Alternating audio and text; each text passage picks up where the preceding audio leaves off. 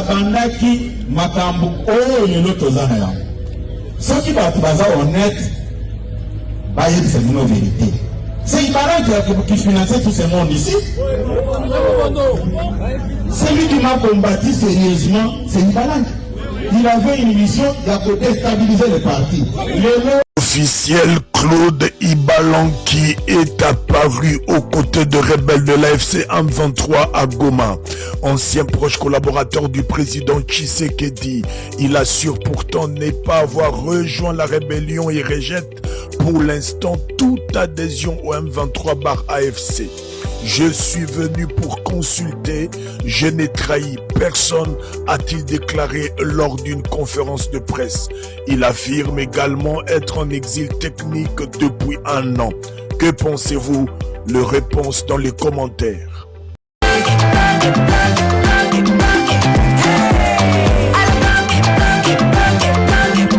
Oyoki elengi ya Congo, tapelema, tapelema, tapelema, tapelema, tapelema, tapelema.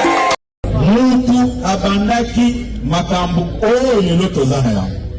Soki bato baza honnête, bayebisa bino vérité. C'est Ibalan qui finançait tout ce monde ici. Celui qui m'a combattu sérieusement, c'est Ibalan.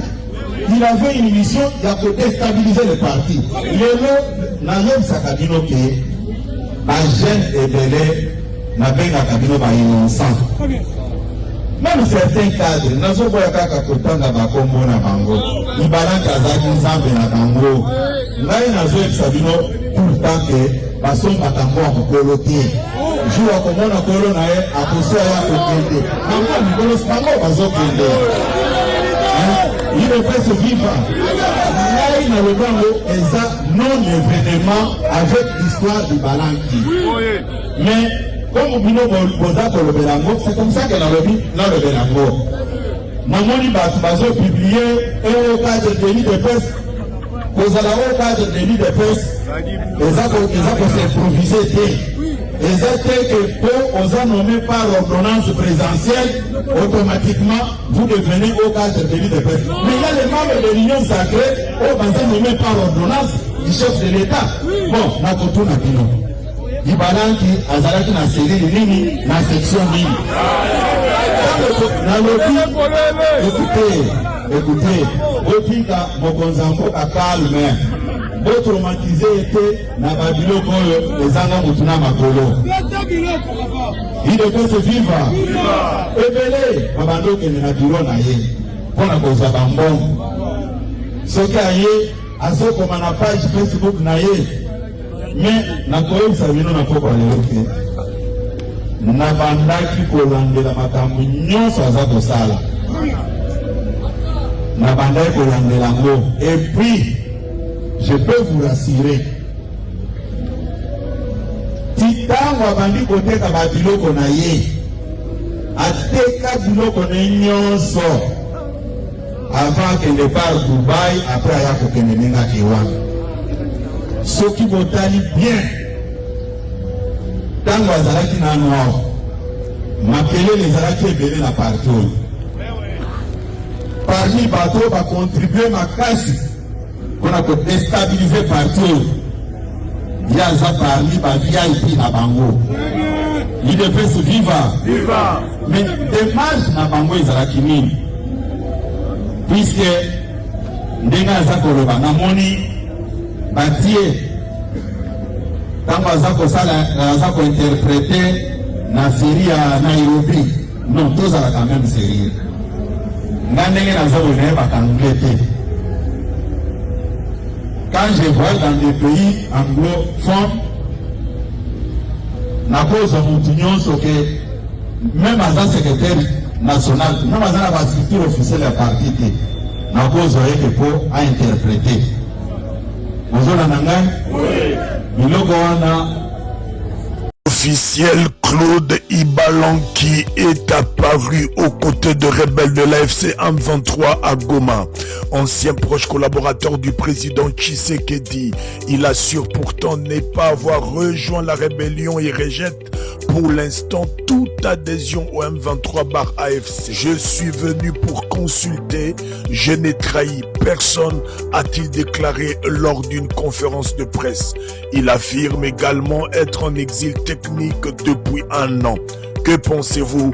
Le réponse dans les commentaires. La RDC vient d'entériner 3 accords. C'est ce que dit nous a caché, ces 3 accords. En ce qui concerne les accords entre la République démocratique du Congo et Washington, il s'agit de 500 milliards de dollars pour une exploitation de 99 ans. Je répète, 500 milliards seront débloqués par les États-Unis pour 99 ans d'exploitation de minerais de la République démocratique du Congo, quasiment 1 siècle. En même temps, vous vous rappelez, l'émir du Qatar est passé il y a une quinzaine de jours à Kinshasa pour environ 21 milliards de dollars. Là encore, c'était encore un MOU, Memorandum Protocole d'accord, pour 21 milliards de dollars dans une période allant de 10 à 25 ans. Nous pouvons comprimer, nous pouvons dire 10 à 20 ans. Donc le président Tshisekedi est en train de lier notre pays pour plus d'1 siècle d'exploitation. Nous sommes dans la 2e colonisation. Par un colon blanc à la peau noire que notre propre frère Félix Tshisekedi. Des choses que Joseph Kabila n'a même pas osé faire.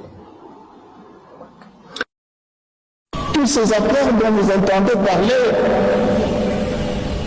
sont en réalité des accords de fausse amitié de nos ressources naturelles. Il est de l'ordre inimaginable de gager ou de brader les minéraux de toute une nation pour sauver un régime ou un système politique. Cela revient à sacrifier le développement de la population et confisquer le bonheur des générations à venir. Vous pouvez au courant qu'on a signé un accord de 99 ans d'exploitation. Vous êtes au courant de ça? 99 ans.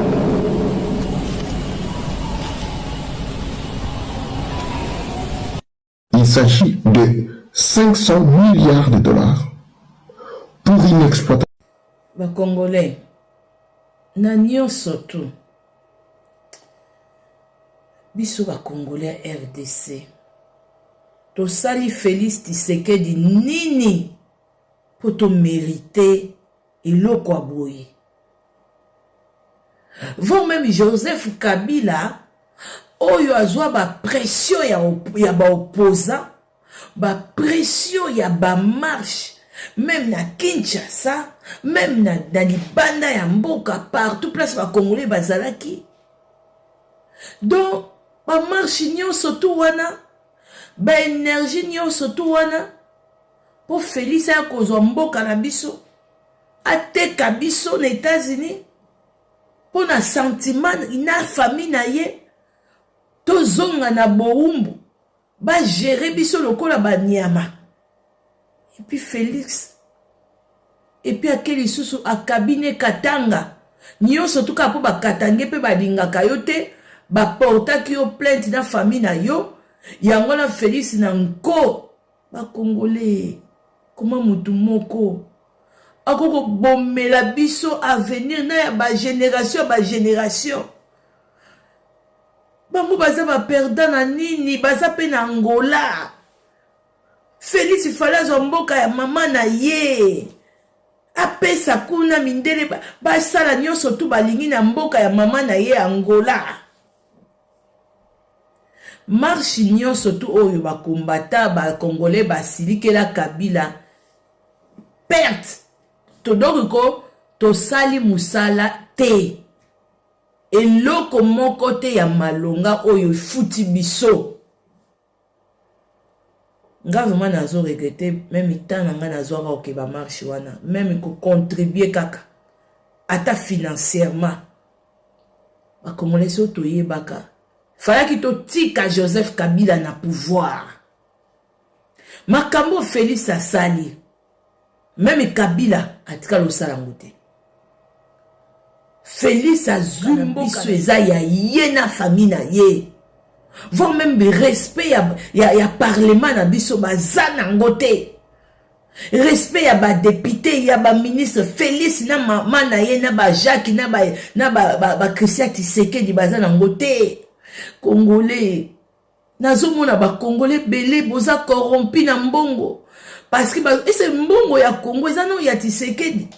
Christian Tshisekedi, Jacques Tshisekedi, bato Tshisekedi, ba Jekoko ba pisa no ba mbongo bozo lenga.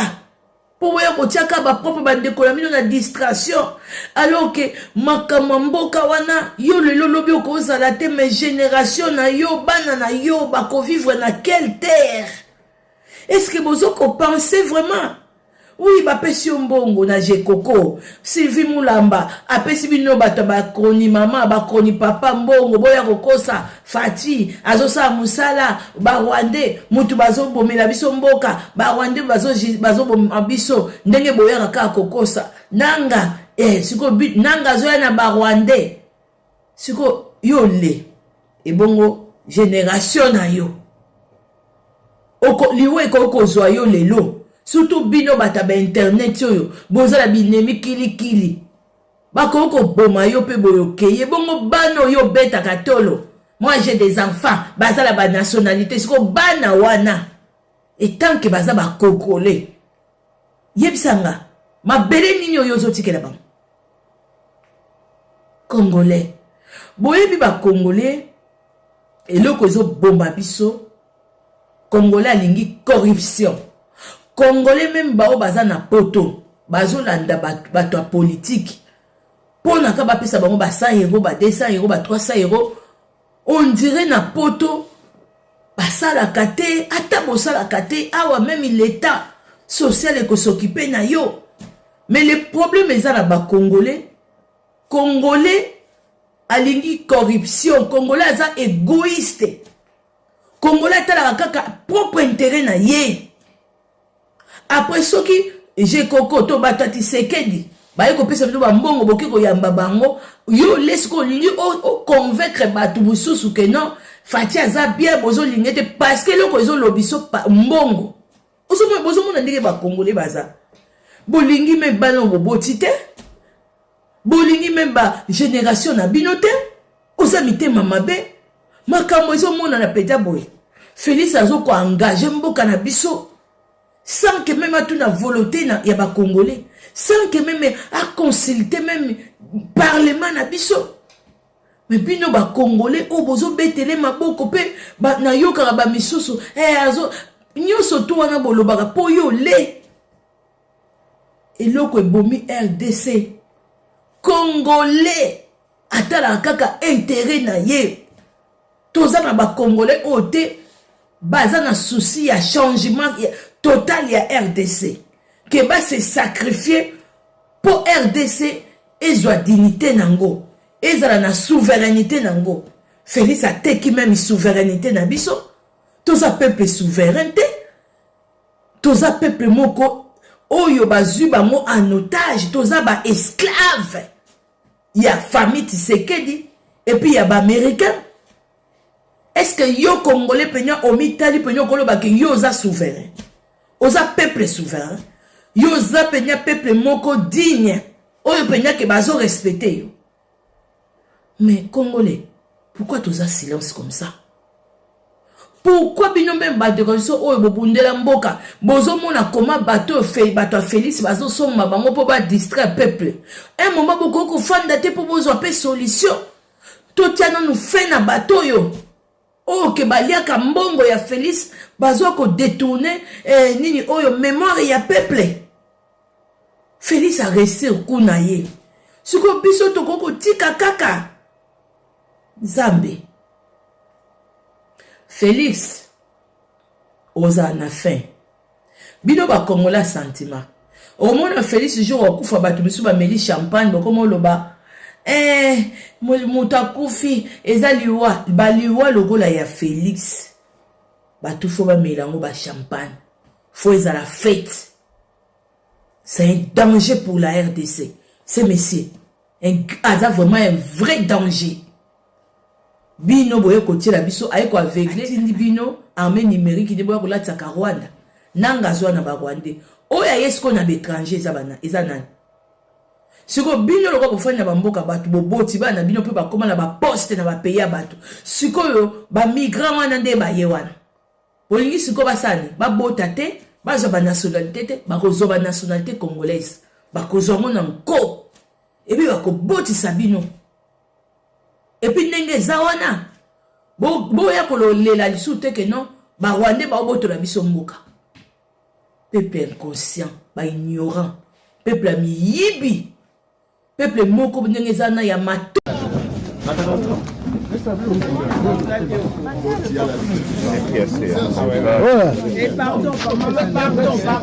Voilà, tu vidéo. Il y a plus Rex, studio. C'est un beauté. Rex. Nana Jean-Jacques Mamba. Tu et puis tu rejoins ma sauce. Donc, aucun de musique à te. Ya Asumbi Didi. Ya Asumbi Didi Chilombo. Ya je suis avec lui-même. En personne. En personne, Pero Louara. C'est les îlots. Je suis là, mon frère. Grand chanteur. Je suis là. On vit dans la concert à Mandate. On a mis ton règle.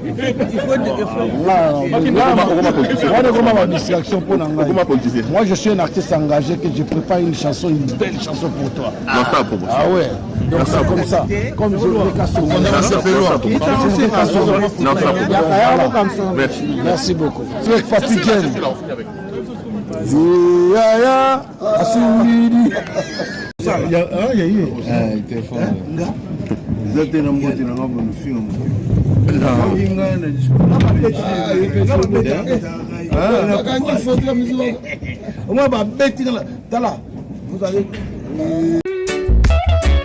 Radio du peuple, Bishop. Voilà, Congomani, mbote. Soyez les bienvenus dans l'info. Il y a Tongo. Voilà, soyez les bienvenus, Congomani, partout où vous êtes. Moi, c'est votre frère, Bishop national Emmanuel Banzouzi. Voilà.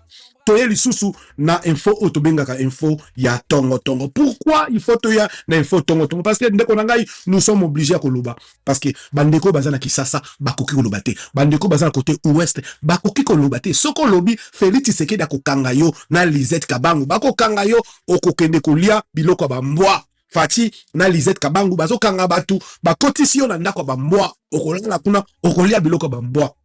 Voilà pourquoi biso tozana portion ya liberté tokoloba. Il faut toloba, tozloba, toyebisa ba Congolais. Qu'est-ce qui se passe na mboka na bango? Voilà. Ndeko nangai soko za mutasika ndeko tia biso poa. Na moi j'aime, partagez la vidéo et puis abonne-toi soko za abonné okoza la dessus pour awa to lobela kaka ba faire à Congo. Ba o ba dirigera Congo. Soko lingi to lobela yo te. Tata na bino aza mukonzi na Congo, noko na bino amukonzi na Congo. Olingi te ba lobela ye, yebisa ye noko papa démissionné. Ce qui était awa mutu nyonso simba kabilo kwa Congo to kolobela ye. Voilà.